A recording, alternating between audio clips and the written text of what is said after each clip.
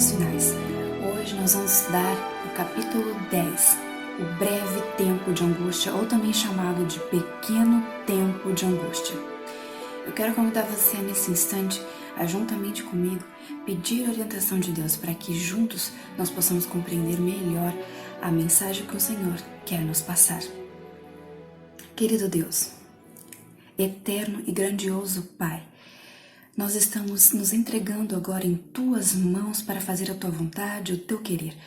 Por favor, esteja conosco em mais um estudo. Nós te rogamos, precisamos entender a respeito desses assuntos. Todas essas coisas nós te pedimos por amor a Jesus. Amém. Eu quero convidar você então a abrir aí o seu livro Eventos Finais.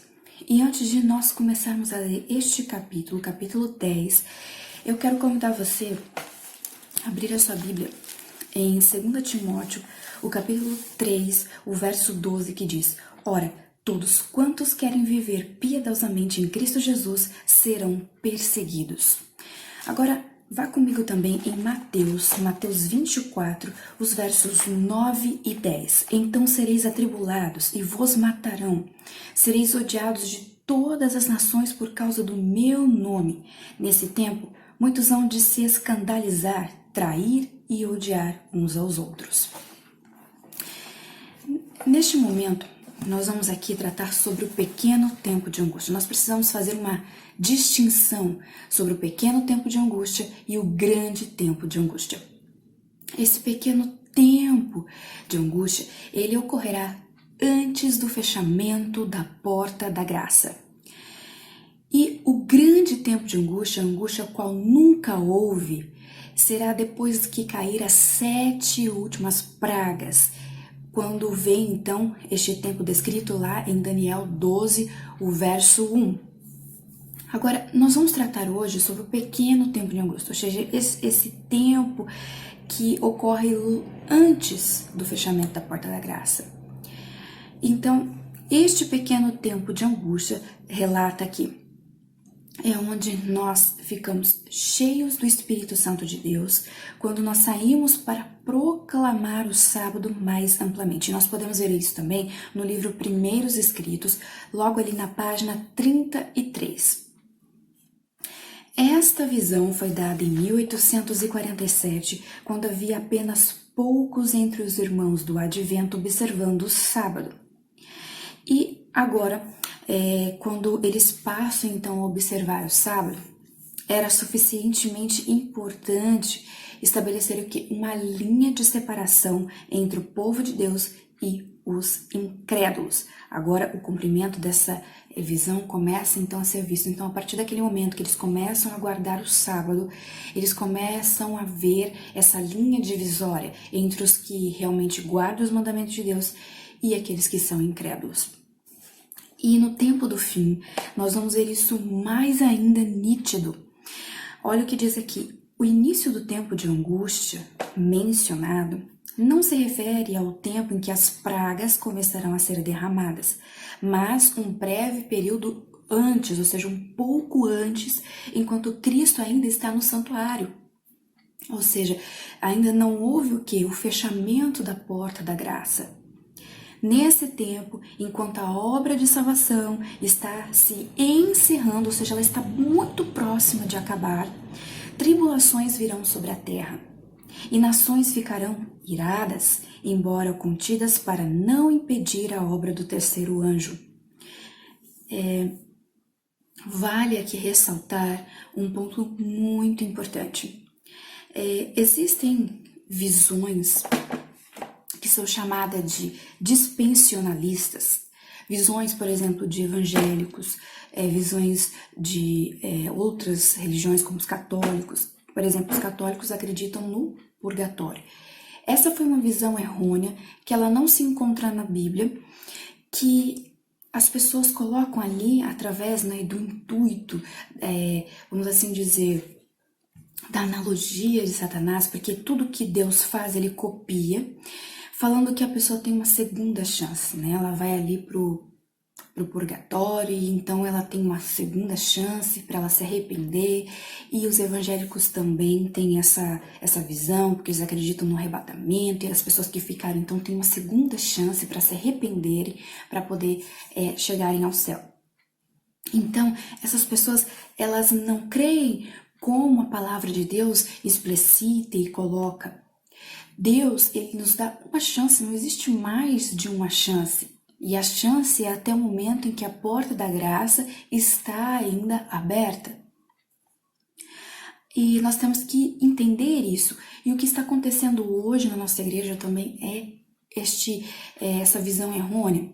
Não do arrebatamento, né, e não do purgatório, mas a nossa igreja está tendo aquela visão de que nós podemos viver como nós queremos, nós estamos sobre a graça de Cristo, ele já morreu por nós, ele já fez tudo que era necessário e agora nós não precisamos fazer mais nada. Isso está totalmente errado. É como crer nessas duas outras crenças que eu acabei de relatar. E nós não somos assim, nós temos a palavra de Deus que nos demonstra totalmente o contrário. Sim, ele nos salvou, ele nos deu a sua graça, mas para nós continuarmos nessa graça, ou seja, para continuarmos salvos, nós precisamos também tomar a cruz, como ele fala, carregar esta cruz. Nós precisamos mudar a nossa vida, permitir que Cristo Jesus viva em nós. O batismo não é ali, vamos dizer, o ponto de fechamento onde você não precisa fazer mais nada. O batismo só demonstra publicamente que você agora aceita Cristo Jesus, que você vai viver para Ele. E quando a pessoa vive para Cristo Jesus, tem que haver mudança de vida. Ela não pode mais continuar com aquela vida que ela tinha anteriormente. Ela não pode viver como se nada tivesse mudado em sua vida. E muitas pessoas querem viver assim, querem viver o mundo ainda, mesmo depois de estar batizado, mesmo depois de conhecer toda a verdade. E nós sabemos que isso é errado. Quando nós aceitamos Cristo Jesus, nós vamos aceitar também o que Ele diz, o que Sua palavra prega, a Bíblia Sagrada. E nós, como adventistas do sétimo dia, nós sabemos muito bem que além da Bíblia Sagrada, nós temos a guarda dos mandamentos, mas nós temos também os livros do Espírito de Profecia. Nós também já comentamos a respeito disso e vamos comentar também mais à frente, né, no capítulo da sacudidura, que o Espírito de Profecia nada mais é a inspiração divina que Deus deu aos profetas, tanto lá desde Moisés até os nossos dias de hoje, com a profetisa Ellen White. Então, Espírito de profecia, quando nós falamos espírito de profecia, nós estamos falando do testemunho de Jesus e nós estamos falando claramente do que? Da Bíblia e dos escritos de profecia. Agora, outro ponto interessante, o fim da liberdade religiosa nos Estados Unidos. Tem pessoas pregando, já lançaram lá em tal lugar que não se pode mais abrir o comércio no domingo, que no domingo não é para fazer isso. Nós temos que entender que a lei dominical ela será universal e ela começará lá nos Estados Unidos. E aqui fala que os Estados Unidos, onde hoje ostenta a liberdade, será o ápice, será o ponto inicial do fim da liberdade religiosa. Uma grande crise aguarda o povo de Deus. Então, nós devemos crer que o decreto dominical ele virá lá dos Estados Unidos.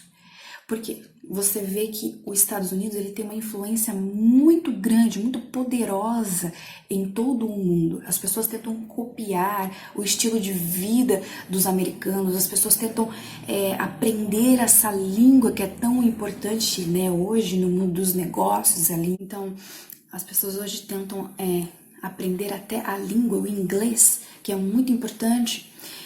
Então veja que os Estados Unidos é da onde virá, e aqui está falando no livro Eventos Finais, que é da onde virá esse decreto. E então ele lançará para todas as nações, para todos os povos.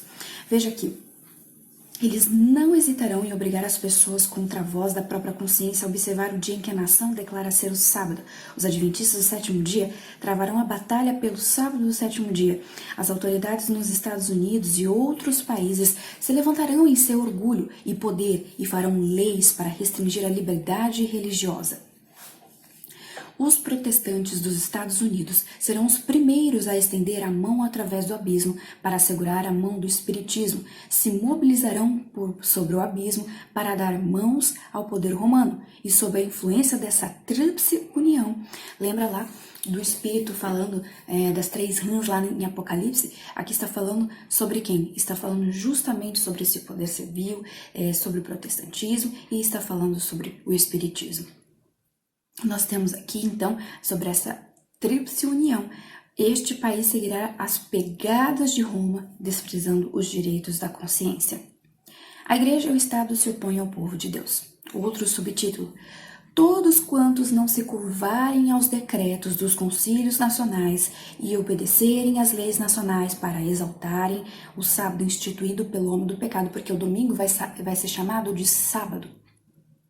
Né? Só que sábado o quê? Espúrio, sábado imposto pelo homem do pecado. Nós estudamos no nosso estudo anterior, se você não assistiu, assista lá, nós estudamos no nosso estudo anterior a respeito do homem do pecado. E ele, então, vai menosprezar o verdadeiro dia de guarda, o 7º dia que o Senhor instituiu, o sábado. Ele vai, então, instituir um outro dia de descanso, o domingo. E diz aqui, o poder opressivo do papado, as pessoas vão sentir esse poder, vão menosprezar o dia de Deus. E ainda, o mundo protestante vai se juntar e vai ali formular a imagem da besta. Nós temos também que ver que existem interpretações jesuítas que colocam aqueles 1260 anos, que foi ali aquele período de trevas, período de perseguições, em que a Igreja de Roma, o Papa, matou muitas pessoas, falando que estava matando em nome de Deus.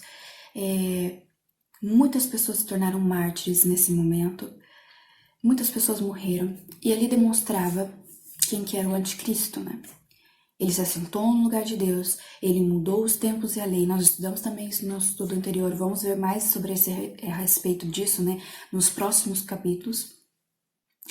E muitas pessoas, então, vão por essa ideia jesuíta que esses 1260 anos, na verdade, não são anos literais, não são realmente, vamos assim dizer, esse período que houve lá na Idade das Trevas. Eles jogam para o futuro, falando que são 3 anos e meio, e eles tentam fazer isso para retirar a visão de quem é o anticristo, do que aconteceu no passado, com os mártires mortos.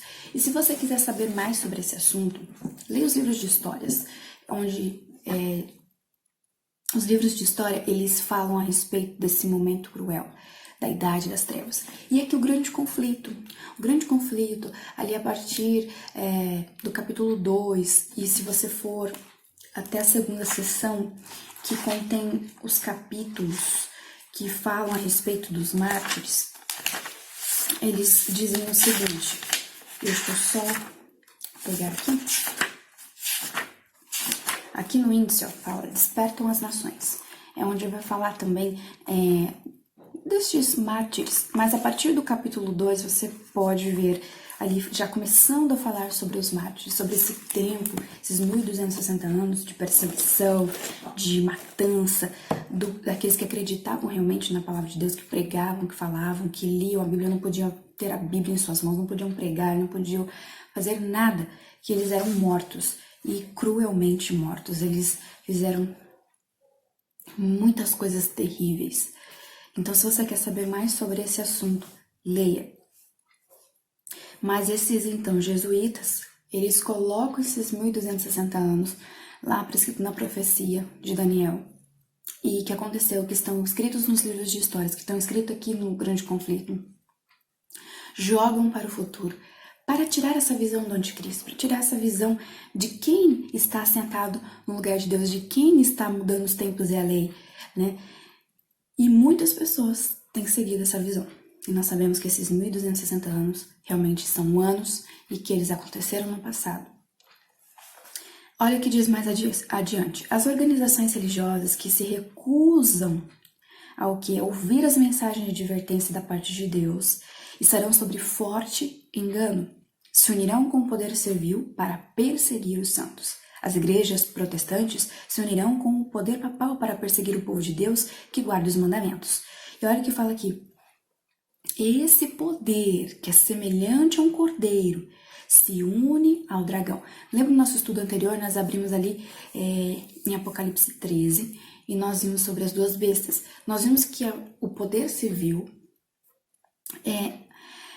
ele tem essa aparência do quê? De cordeiro, né? Fala manso, mas depois ele vai se transformar no quê? Num dragão, uma besta, para lutar contra os que guardam os mandamentos de Deus e que tem o quê? O testemunho de Jesus. O testemunho de Jesus, Apocalipse 19 ali, o verso 10, você pode ver o que é. É o espírito de profecia. O que é o espírito de profecia? Inspiração dada aos profetas, desde Moisés até Ellen White. Olha o que diz aqui. A igreja apelará para o braço forte do poder civil. E quem que é o poder civil mais forte hoje no mundo? Os Estados Unidos. E nessa obra de união estarão ali católicos e protestantes. Olha que interessante. Agora, um outro subtítulo, perante os tribunais. Os que viverem durante os últimos dias da história da Terra saberão o que significa ser perseguidos por causa da verdade. Lembra que nós lemos aqui 2 Tessalonicenses 3,12, também Mateus 24, os versos 9 e 10, justamente isso que acontecerá. Olha o que diz mais adiante. Se formos levados aos tribunais, deveremos abrir mão de nossos direitos, a menos que isso nos coloque em conflito com Deus. Então, nós vamos ter que abrir mão dos nossos direitos. Nós não vamos ter direitos. Muitas pessoas falam assim, nós temos a Constituição do nosso lado. A Constituição veda tortura, veda isso, veda aquilo. Nós temos ali muitas liberdades, nós temos ali muitos direitos, muitas garantias, mas isso tudo não será tirado. Porque as pessoas estarão com ódio de nós. Nós seremos perseguidos. Até alguns serão mortos. Olha aqui. Os adventistas serão tratados com desprezo. O mesmo espírito arbitrário que em outras eras tramou contra os fiéis tentará extirpar da face da terra os que temem a Deus e obedecem à sua lei. A riqueza, o talento, a educação se unirão para considerá-los infratores. Juízes, perseguidores, pastores, membros de igreja irão conspirar contra quem? Os adventistas do sétimo dia. De viva voz e de forma escrita, com ameaça, com escárnio, com zombaria, tentarão destruir a sua fé. Virá o tempo em que, por defendermos a verdade bíblica, seremos considerados traidores. Você e eu, se nós permanecemos firmes naquilo que nós acreditamos, se formos fiéis a Deus, nós seremos considerados traidores. Os que honram o sábado bíblico serão denunciados como inimigos da lei e da ordem, como que a comprometer as restrições morais da sociedade, causando anarquia, corrupção e atraindo o juízo de Deus sobre a terra. Nós seremos acusados, então, de estarmos provocando anarquia, corrupção, de estarmos trazendo todas essas calamidades que nós estamos vendo hoje na terra, as doenças, os terremotos, as enchentes, os problemas com incêndios, tudo será jogado nas nossas costas. Todo aquele que nesse dia mal dispuser-se a servir a Deus sem temor, segundo os ditames de sua consciência, necessitará do quê? De coragem, de firmeza e de conhecimento de Deus e de sua palavra, pois os que forem fiéis a Deus serão perseguidos, seus motivos contestados, desvirtuados, seus melhores esforços e seus nomes banidos como mal. Nós seremos então odiados. Perseguição de todo tipo, as perseguições dos protestantes pelo romanismo, por cujo intermédio a religião de Jesus Cristo foi quase aniquilada, serão mais que igualadas quando o protestantismo apostatado, que nós estudamos no nosso estudo anterior, e o papado se unirem. Então, quando o protestantismo e o papado se unirem, acontecerá o que aconteceu lá na Idade das Trevas, lá quando eles mataram muitos mártires. Ali, olha que coisa esquisita, né? Estranha. Os protestantes foram perseguidos naquela época. Hoje será um povo, nesse tempo será um povo especial. Agora, aqueles que foram perseguidos no passado vão dar mão ao papado para poder perseguir nós, aqueles que ficarem fiéis. Satanás tem milhares de meios de agressões disfarçados. Então ele vai violentar a nossa consciência. Não precisamos nos surpreender com nada que ocorra agora. Não precisamos estranhar nenhuma manifestação de horror. Os que pisam a lei de Deus com os pés profanos têm o mesmo espírito dos homens que insultaram e traíram Jesus. Sem qualquer remorso, eles farão as obras de seu pai, o diabo.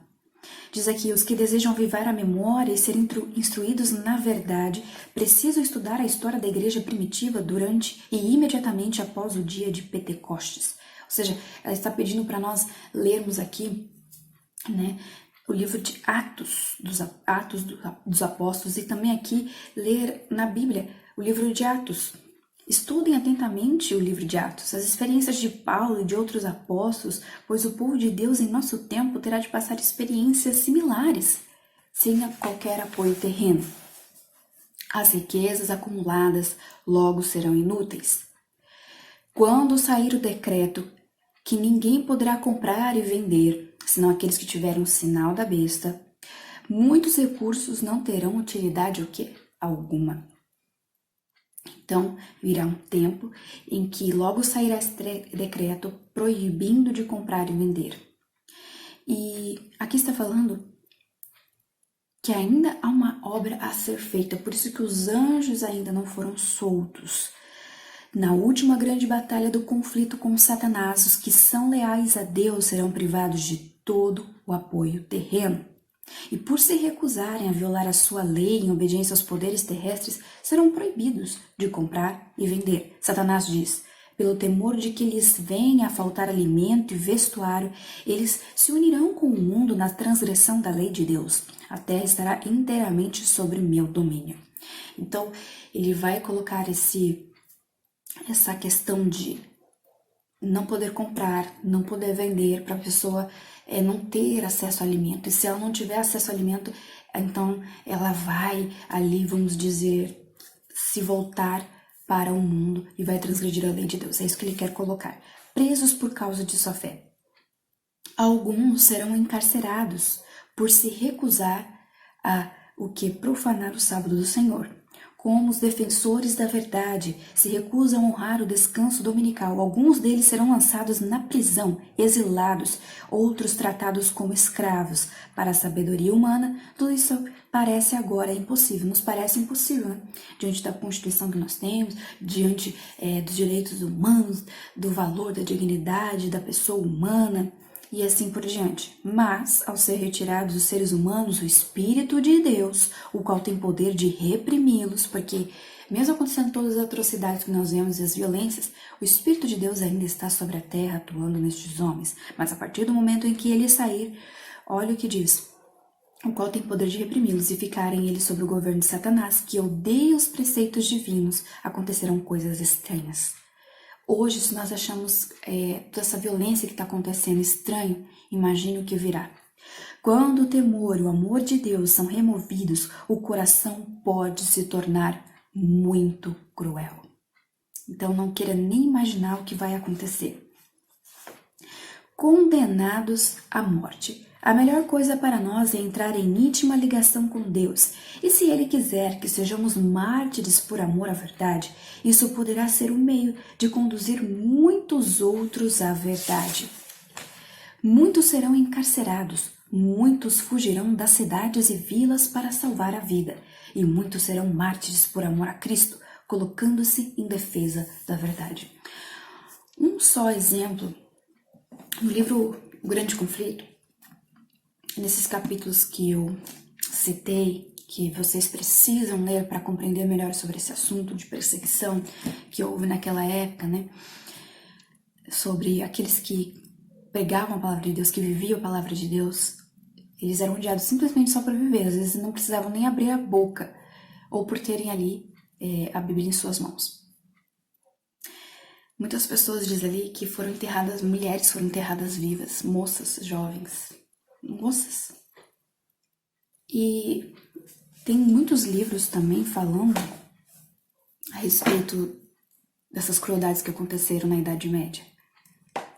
E pessoas eram cortadas a língua, eram esticadas do corpo para quebrar todos os ossos. Muitas coisas terríveis. Agora imagina quando o Espírito de Deus se retirar dessa terra. Diz que pais ali cristãos que tinham seus filhos eram mortos em sua frente.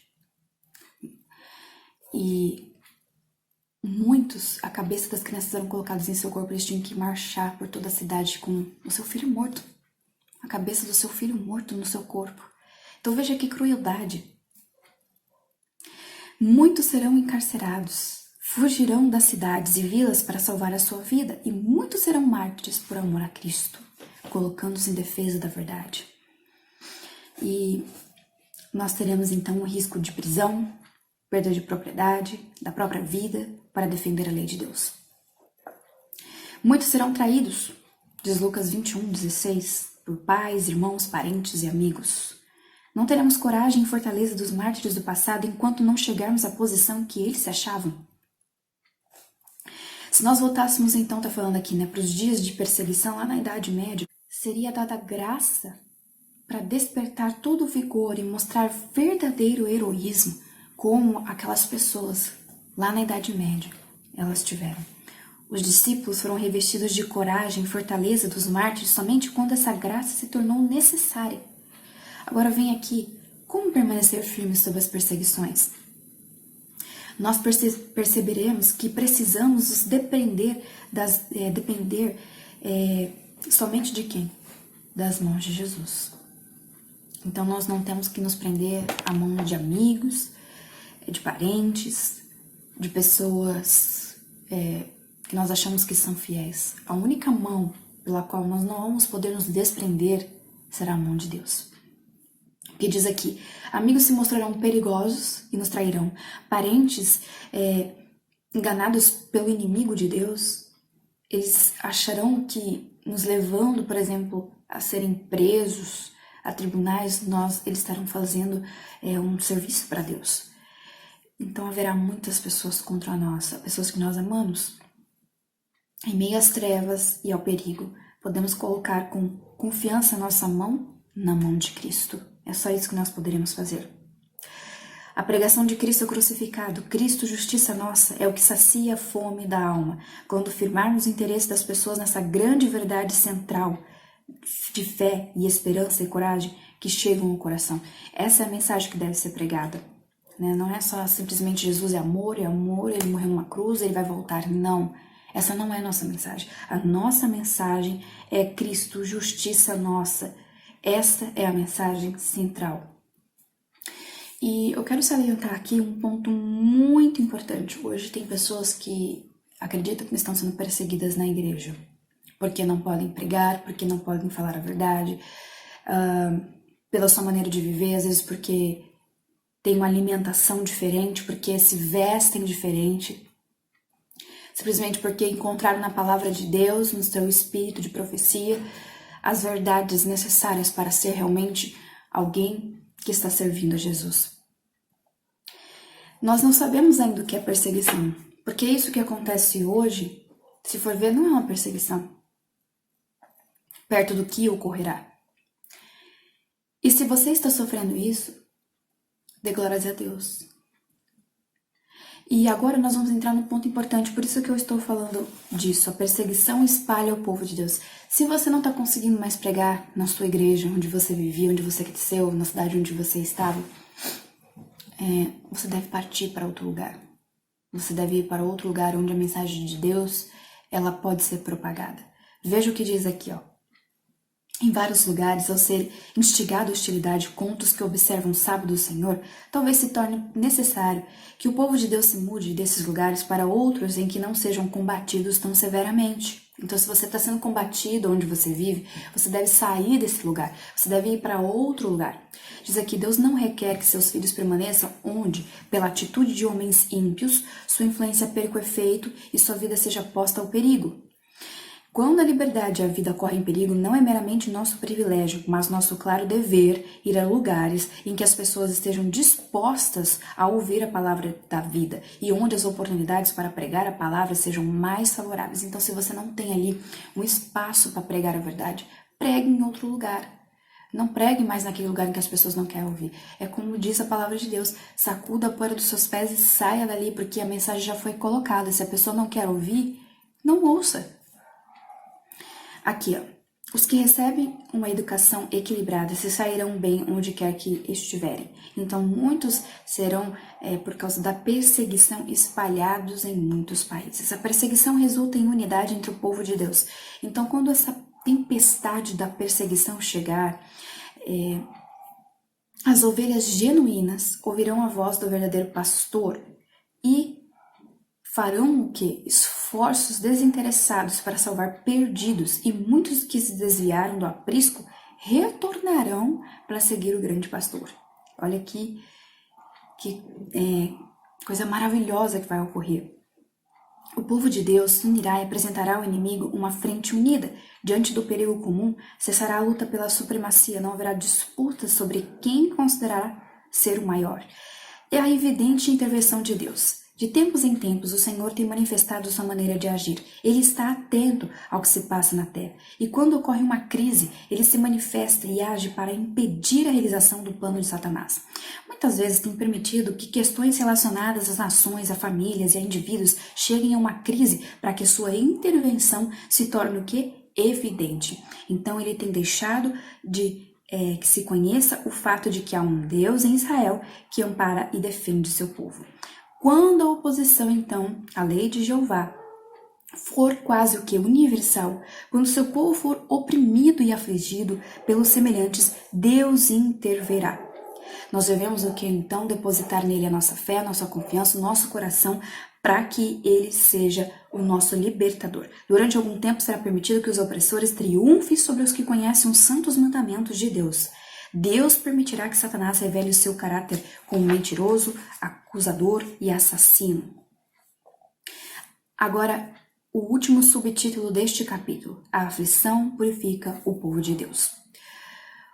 Logo, haverá perturbações por todo o mundo. Todos devem procurar conhecer a Deus. E esse conhecimento, ele é individual. Você tem que buscar a Deus em sua casa. Você. Não espere pelo marido, pela esposa, pelo filho. Não, é você. A busca é pessoal. Você deve ter um momento pessoal. Não pense que buscar a Deus é simplesmente você fazer o culto familiar. O culto familiar é importante? É importante. Ou não pense que é só você estudar a sua lição, ou só fazer o ano bíblico, ou só cantar um hino. Não.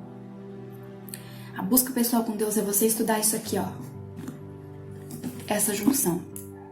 É essa junção. Os livros inspirados por Deus. Porque isso aqui são profetas de Deus. Aqui contém profetas de Deus. E aqui estão as verdades que nós precisamos para o tempo do fim. Porque só poderá ficar firme, de pé, no tempo do fim, aqueles que realmente conhecem a Deus verdadeiramente. Aqueles que realmente estudaram a sua palavra, que têm imprimidos no seu coração e na sua mente as verdades. Como você vai poder falar de algo que você não estudou, algo que você não conhece, que você nunca ouviu falar, que você nunca leu? Então, Deus só vai poder fazer lembrar de algo que você realmente conheceu. O amor a Deus e a sua igreja é infinito, incessante é seu cuidado por sua herança. Ele não permite que aflição humana alguma sobrevenha à igreja, senão unicamente a que é essencial para a sua purificação, seu bem presente e eterno. Em forma de provações e aflições, é com o objetivo de fazer que seu povo adquira mais profunda piedade e mais força para levar a todas as partes do mundo as vitórias da cruz. Aflições, cruzes, tentações, adversidades e nossas várias provações são os agentes divinos para nos purificar, santificar e nos preparar para o celeiro celestial. Eu gostaria de deixar aqui uma observação importante. Quando nós lemos o que aconteceu com os mártires no passado, na Idade das Trevas, o que a Igreja Romana fez com essas pessoas, nós nos entristecemos e ficamos apavorados. Quando nós ouvimos falar aqui, neste livro, a respeito deste assunto, esse pequeno tempo de angústia, essas perseguições, esses momentos cruéis que o povo de Deus vai sofrer, nós ficamos apavorados. É por isso que é necessário um preparo espiritual, um preparo, uma mudança de vida. Porque só poderá ficar de pé aquele que realmente tem uma íntima ligação com Cristo. Aquelas pessoas, elas não enfrentaram fogo, não enfrentaram cruzes, não enfrentaram escárnio, zombaria, morte, dor, sofrimento, perda de suas famílias, seus bens, simplesmente porque eles eram pessoas fortes, mas porque eles tinham fé em Cristo Jesus, porque Cristo deu o poder a eles para vencer, deu a força necessária para suportar todas as provas, inclusive as provas em que eles perdiam seus próprios filhos, seus familiares e amigos. Então, se você viver uma vida de piedade, se você viver uma vida ao lado de Cristo, Ele sabe quem suportará tudo isso. Ele sabe quem será os mártires. Nós não sabemos, mas Ele dará a força necessária. Por isso que é necessário você investir na sua comunhão pessoal com Cristo. Por isso que é necessário você estudar a palavra de Deus, não ficar esperando de vídeos, não ficar esperando de pastores, não ficar esperando de pessoas da igreja que tem muito conhecimento. Você deve buscar esse conhecimento. Você deve ler a palavra de Deus para poder memorizar na sua mente como que você, se você chegar aí, porque eu não sei quem irá, não serão todos que serão levados aos tribunais. Como que você chegará no tribunal e você poderá falar do seu Deus, da palavra dele, se você não sabe nada? Você não vai ter uma Bíblia na sua mão. Então, por isso que é necessário o nosso estudo pessoal. E nem todos também morreremos. Muitos ficarão vivos. Nem todos se tornarão mártires. Então, mesmo que nem todos sejam mártires, nem todos vá a tribunais, mas nós devemos saber a palavra de Deus, porque como nós daremos autoclamor, como nós pregaremos a mensagem do terceiro anjo, se nós nem conhecemos a mensagem do terceiro anjo, nem aonde ela está. Apocalipse 14, muitas pessoas nem sabem onde está a mensagem de Deus. Então, por isso que nós precisamos dessa comunhão pessoal com Cristo. E eu faço esse apelo a você. Estude a palavra de Deus. Não fique aqui só com esse vídeo, não fique só com a leitura deste livro. É preciso um complemento, é preciso ler outros livros que falam a respeito desse assunto. É preciso estudar a palavra de Deus, oração, ter ali um momento de comunhão com Ele. É isso que nós precisamos. E se você gostou desse estudo, compartilhe, curta e ore por esse ministério. Ore também para que juntos nós possamos nos encontrar nesse dia, firmes, de pé. Eu quero orar com você nesse instante. Senhor, nós precisamos muito de Ti. Nós estamos nos humilhando perante Ti, pedindo forças, pedindo fé, pedindo coragem para enfrentar essas perseguições. Hoje, se nós vemos algum irmão nos caluniando, nós já ficamos chateados. Por favor, Senhor, nos dê força. Isso não é nada perante do que virá, as coisas que acontecerão. Nós precisamos de Ti. Nós queremos ser fortes, corajosos. Queremos ter coragem para vencer, para enfrentar o mal. Nós queremos levar a Tua mensagem. Nós não queremos nos juntar a outras pessoas que estarão profanando o Seu santo dia. Nós queremos ser, Senhor, pessoas realmente que serão transformadas pelo poder do Seu Espírito, renovadas, que não temerão a morte, que não temerão o mal. Nós te rogamos, por favor, permaneça conosco e inunde nosso coração dessa certeza de que o Senhor estará com o seu povo e que nós precisamos cada dia mais de Ti. Tudo isso nós te rogamos, por amor a Jesus. Amém. E eu espero você até o nosso próximo estudo do capítulo 11, Enganos Satânicos nos Últimos Dias. Até lá!